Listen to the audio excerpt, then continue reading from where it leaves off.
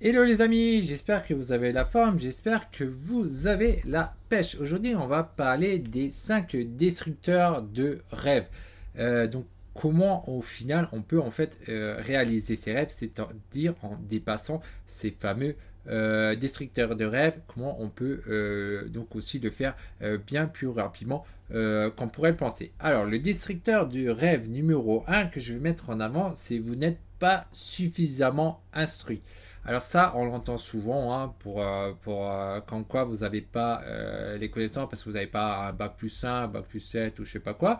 Et on va dire, ouais, vous pouvez pas faire tel ou tel métier au travail. Alors bien sûr, quand vous voulez faire certaines choses, vous avez besoin automatiquement d'une formation, il faut vous former, mais dans la majorité des domaines, de toute manière, vous pouvez vous le former en général même à distance et autres, et vous n'avez pas besoin de diplôme forcément officiel pour le faire. Dans mon propre domaine à l'origine qui est la programmation, je peux vous dire que bon nombre de gens sont autodidactes et pourtant à la base on est censé avoir un bac plus 5 et pourtant la plupart des gens n'ont pas des bac plus 5 et ils sont programmeurs.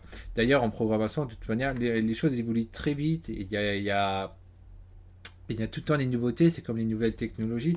Donc là, je parle des trucs physiques, hein, les ordinateurs, les radios, les machins. Mais disons, la programmation, c'est vraiment pareil, ça évolue très vite. Et ce qu'on apprend en cours, c'est généralement des anciens trucs. On reste très cloué sur le C, C++, Java, le reste, on n'apprend pas. Et pourtant, il y a plein de langages qui sont à apprendre, qui sont vraiment plus intéressants et tout. Bon, après, ça va voir aussi avec l'entreprise. Les entreprises n'évoluent pas forcément, mais certaines cherchent des nouvelles technologies. Donc, en fait, vous pouvez gagner de l'avantage avec ça. Bien sûr, il faut vous former. Mais ce qui est sûr, c'est que vous n'avez pas besoin forcément d'être diplômé pour réaliser un rêve X ou Y. D'ailleurs, il y a des très grandes personnes qui n'ont en fait pas du tout de diplôme et qui sont très hauts. Et on peut prendre l'exemple par exemple de Bill Gates. Hein. C'est une personne qui n'a en fait qui n'était pas donc qui n'avaient pas en fait allé jusqu'au bout et il y en a d'autres qui sont allés qui ont été diplômés qui sont allés jusqu'au bout et qui finalement ils se retrouvent dans un travail minable ou qui n'arrivent pas à trouver le bout du tunnel hein.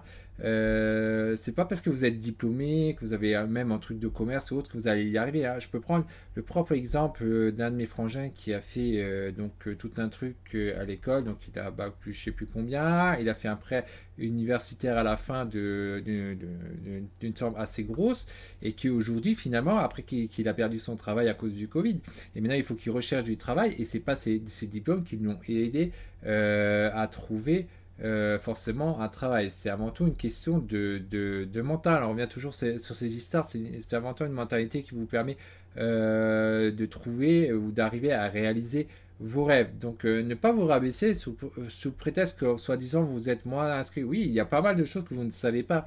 Si vous n'avez pas suivi la formation que le diplômé X a fait, forcément il y a plein de choses que vous ne savez pas. Mais il faut savoir que tout ça, ce sont des formations, de même que vous pouvez avoir des formations non officielles de l'État et qui vous permettent d'avoir un niveau nettement supérieur que d'autres dans des domaines qui sont pourtant dans d'autres domaines que l'autre qui a suivi ses cours donc en cursus de l'État ne sait pas. Et donc voilà, la personne qui a diplômé ne sait pas forcément tout. D'ailleurs, ils ont souvent des problèmes d'ego et en fait, ça les empêche d'avancer. Alors, certains arrivent, d'autres pas. Mais il faut savoir aussi que quand vous avez des bacs sur ça, il faut éviter de frimer avec ça et ne pas dire ouais, vous frimez pas avec ça, mais quand vous en parlez, je regrette, c'est bien ce que vous mettez en avant et forcément, ça va être mal vu et ça vous fait perdre des clients ou voir l'obtention de votre travail ou autre sous prétexte que vous êtes trop en avance sur vos trucs, c'est pas forcément bien vu, ça dépend. Alors, le deuxième destructeur qu'on va mettre en avant, c'est que vous n'avez pas suffisamment de capitaux pour lancer votre propre affaire. Alors aujourd'hui, clairement, dans beaucoup de rêves, beaucoup de domaines, il n'y a pas besoin d'avoir de gros capitaux et même comme ça, vous pouvez trouver l'argent. Si c'est pas votre argent à vous, vous devrez normalement pouvoir trouver l'argent. Il y a les banques, il y a vos proches, il y a ci ou ça. Mais il y a énormément de domaines où il n'y a plus vraiment besoin directement d'avoir de gros capitaux. Alors ça peut mettre plus de temps, hein. Si par exemple vous voulez faire du trading et vous voulez avoir la liberté financière, c'est clair que si vous partez de 500 euros, eh ben, il va falloir aussi avoir en tête qu'il vous faudra que vous ne pouvez pas au bout de 6 mois vous dire oui j'aurai 2000, 3000 euros, j'arriverai à générer et puis c'est bon. Et il vous faudra beaucoup plus de temps parce que vous êtes parti d'un capital beaucoup plus petit et qu'il faudra grossir ce capital pour pouvoir après avoir votre liberté financière. Mais par contre, il faut savoir que c'est faisable et c'est faisable dans énormément de domaines. D'ailleurs, il y a aussi beaucoup de trucs qui vous permettent de diminuer les coûts, hein. Les trucs en commerce où on parle de dropshipping, ça vous diminue les coûts. Ça ne vous met pas les coûts à zéro, mais disons que le dropshipping, c'est-à-dire que vous payez l'article une fois que le gars, le client, il a acheté. Vous commandez l'article au fournisseur pour l'envoyer au client directement. C'est-à-dire que vous n'avez plus de stock directement au départ. Donc c'est un bon moyen pour ceux qui veulent faire du e-commerce de pouvoir démarrer. Mais dans tous les cas, vous trouvez des solutions. Si vous avez besoin d'un entrepôt au départ, pourquoi vous ne le faites pas directement chez vous? Vous pouvez entasser les choses chez vous. Oui, ce ne serait pas joli, ce serait le bazar chez vous et tout. Mais pour démarrer, ça peut marcher. Enfin, c'est pas que ça peut, ça marche. Il faut savoir que les types qui ont fait Google, ils avaient plein d'ordi partout dans la maison avant de devenir une grosse boîte. D'abord, c'était chez eux et c'était le bordel. Mais voilà, ils ont démarré avec les moyens qu'ils avaient et ça a marché. Il n'y a pas besoin d'énormément de capitaux dans la plupart des trucs. Alors certains secteurs bien sûr, mais après vous pouvez le faire plus tard en commençant par des trucs plus petits pour atteindre vos rêves, hein. C'est ce que moi je vise. Il y a des choses qui m'intéressent beaucoup, ça coûte très cher, mais à la base on peut commencer petit et après grossir.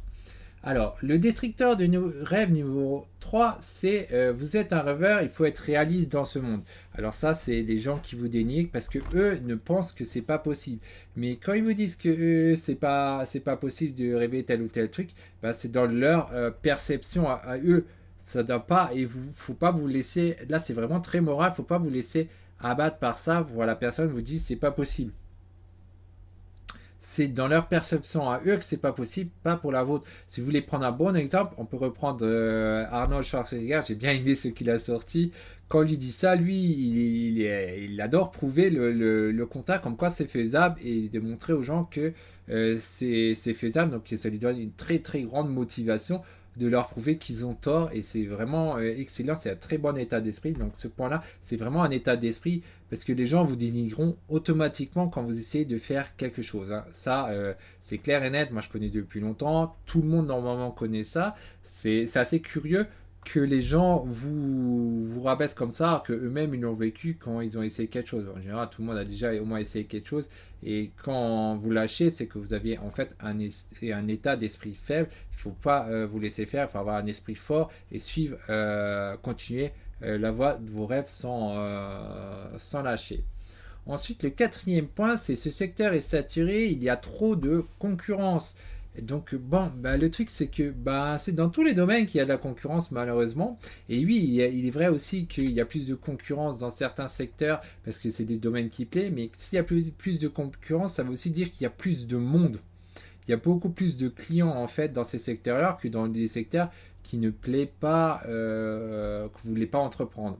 C'est vrai, c'est plus facile dans des trucs que les gens n'ont pas envie forcément d'entreprendre, mais où il y a un besoin, que dans des secteurs où il y a beaucoup de concurrence. Mais pourtant, ça marche quand même, hein. Le commerce, c'est bourré, c'est archi saturé de gens qui veulent faire du commerce. Et pourtant, il y en a tout le temps qui arrivent, hein, en dropshipping et tout. Il y en a qui arrivent, malgré que il y a énormément de gens qui veulent faire ça.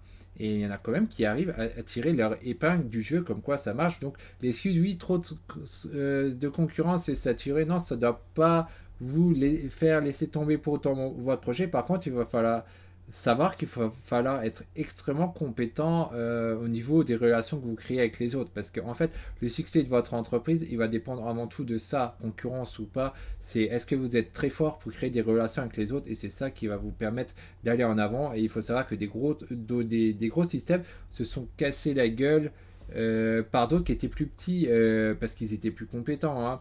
D'ailleurs, aujourd'hui, on a aussi des trucs comme ça. Quand on voit Google et Amazon qui empiètent du coup sous les trucs nouveaux de Microsoft au niveau des jeux vidéo, c'est assez intéressant parce que Microsoft, il a dit Ils ont dit, le gars de Microsoft, le Phil Spencer, là, pour les trucs donc de Xbox, les jeux vidéo, il avait expliqué, ouais, c'est pas PlayStation leur concurrent. Et il a effectivement raison, c'est pas PlayStation le problème, c'est Google et Amazon. Et ces sociétés, elles sont apparues après Microsoft qui existait depuis longtemps. Mais la menace, c'est plutôt ces deux sociétés-là plutôt que PlayStation. Et un jour ou l'autre, Microsoft pourrait très bien complètement être cassé et disparaître, malgré qu'à une époque, on n'aurait pas dû ça. Il y a quelques années en arrière, avant que Google, Amazon et tout existait, il y avait que Apple, Microsoft. Il y avait une bataille là-dessus. Une fois, c'était Apple qui était tout départ, c'était Apple qui était premier, puis après Microsoft est retombé, puis Apple est remonté. Il me semble qu'actuellement, c'est Apple qui est devant. Je n'ai pas trop vérifié. Bon, en tout cas, Apple n'est pas dans le secteur actuellement des jeux vidéo. Il y a Amazon qui s'est mis récemment avec Luna et donc il y a Google avec Stadia. De l'autre côté, Microsoft avec son Xcloud machin, Game Pass machin et tout ça. Et effectivement, leur concurrent, c'est ça. C'est pas PlayStation, mais c'est bien les Google et Amazon qui sont apparus par après, juste pour montrer que voilà. Même une grosse société peut tomber, donc c'est pas la peine d'abandonner parce que c'est soi-disant archi saturé. Vous pouvez trouver des solutions pour passer devant les autres. Et le dernier truc qui est destructeur de rêve que je vais mettre en avant, c'est vous n'avez pas le temps. Quand vous n'avez pas le temps, vous vous dites vous n'avez pas le temps, c'est souvent dit, alors que c'est pas vrai, c'est surtout votre gestion du temps. Quand vous passez votre temps, genre à scroller par exemple sur votre téléphone, votre Instagram, Facebook ou qu'importe, vous êtes en train de gâcher du temps. Alors oui, peut-être vous avez besoin par moment de faire une pause, c'est compréhensible. Mais il faut savoir que vous avez utilisé du temps pour ça. Quand vous regardez la télé, vous avez utilisé du temps pour ça. Quand vous avez regardé quand vous jouez à des jeux vidéo, vous avez utilisé du temps pour ce point-là. Quand, je sais pas, quand vous dormez plus de 8 heures, je vais dire comme ça pour être gentil, plus de 8 heures, c'est que vous avez perdu du temps pour ça. Des fois, il est conseillé de dire de dormir moins de 8 heures. Hein. Donc si on reprend Arnold Schwarzenegger, lui, il disait de dormir 6 heures plutôt que 8. Alors c'est assez compliqué parce que moi c'est un truc que j'ai déjà essayé. Alors j'arrive, des jours ça va et des jours ça va pas parce que des fois j'ai des coups de fatigue à cause de ça. Alors c'est pas si simple de faire ce qu'il dit. Je sais pas comment il fait ça, mais je lui dis c'est balèze pour carrément les 6 heures. Hein. Moi j'ai tendance à faire du 7 heures, 7h30. Mais 6 heures j'ai quand même beaucoup de mal. Mais en tout cas, vous pouvez trouver des moyens de gagner du temps ou d'économiser du temps. Donc dire que vous n'avez pas de temps pour réaliser vos rêves, ce n'est pas vrai non plus. Il y a des solutions. C'est à vous de vous étudier vous-même et de voir dans quoi vous passez votre temps et voir si vous ne pouvez pas supprimer certains points du temps pour pouvoir dégager du temps pour réaliser vos rêves. C'est parfaitement faisable. Donc voilà les 5 trucs pour les 5 destructeurs de rêves que je voulais parler. Je voulais récapitule de nouveau, vous n'êtes pas suffisamment instruit, donc vous n'avez pas assez de diplôme assez haut, hein, bac plus 10, plus 15, hein, on va exagérer, mais bon, vous avez compris le truc. En 2, vous n'avez pas suffisamment de capitaux pour lancer votre propre affaire. En 3, vous êtes un rêveur. Il faut être réaliste dans ce monde. En 4, ce secteur est saturé, il y a trop de concurrence. Et en 5, vous n'avez pas le temps. Donc voilà pour les 5 points descripteurs qu'il faut arriver à gérer. Allez, j'espère que cette vidéo vous a plu. Si elle vous a plu, n'hésitez pas à la partager, à mettre un commentaire dessous. Ça me fait toujours plaisir de voir votre avis et ça m'aide à propulser la chaîne et à me rendre donc plus connu et plus riche, etc. Bien sûr, hein, les gens qui me soutiennent, je ferai exactement pareil. C'est logique. Son Gigi, hein. C'est à vous de voir. Mettez le fameux pouce bleu aussi, ça aide. C'est un plus, ça aide. Allez, bye bye. C'était Sébastien Kennel.